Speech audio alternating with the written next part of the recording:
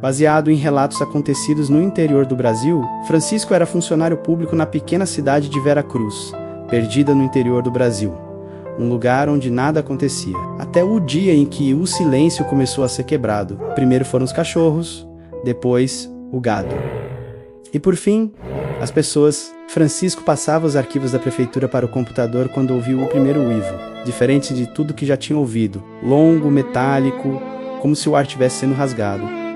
Ele olhou para a janela e só viu escuridão. Quando as luzes começaram a falhar, ele percebeu que não estava sozinho. Um cheiro estranho entrou pela fresta da porta. Um cheiro de ferro queimado, como se sangue estivesse evaporando no ar. Francisco abriu a porta, tremendo. E ali, no corredor, viu uma silhueta, pelos pretos como a noite, olhos brancos, brilhando no escuro, e dentes grandes demais para caber numa boca humana. O ataque não era isolado. A cidade inteira estava cercada. Moradores corriam pelas ruas, mas o bando de lobisomens surgia de todos os lados. Criaturas rápidas, famintas, inteligentes. Ninguém entendia de onde tinham vindo. Só sabiam que queriam dominar Vera Cruz. Francisco tentou ligar para ajuda, mas os sinais haviam desaparecido. Os lobos cortaram energia, telefonia, tudo. A cidade estava isolada, como um animal prestes a ser abatido.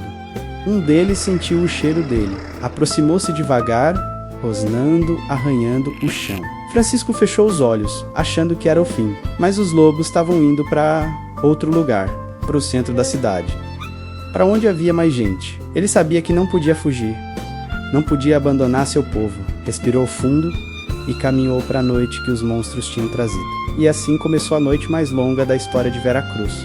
Uma batalha entre humanos e criaturas que não deveriam existir. Dizem que até hoje, quando a lua enche, ainda se ouve o uivo deles ecoando nos morros. Muito obrigado a todos que assistiram. Vocês fazem esse canal existir. Já deixa o like, comenta, compartilha e segue a gente. Isso ajuda muito o canal a continuar contando histórias sombrias como essa. E a todos que já são inscritos, meu muitíssimo obrigado. E você? O que faria se sua cidade fosse atacada por um bando de lobisomens? Quero saber a sua opinião. Deixa aí nos comentários e me diz também de qual estado e cidade você é.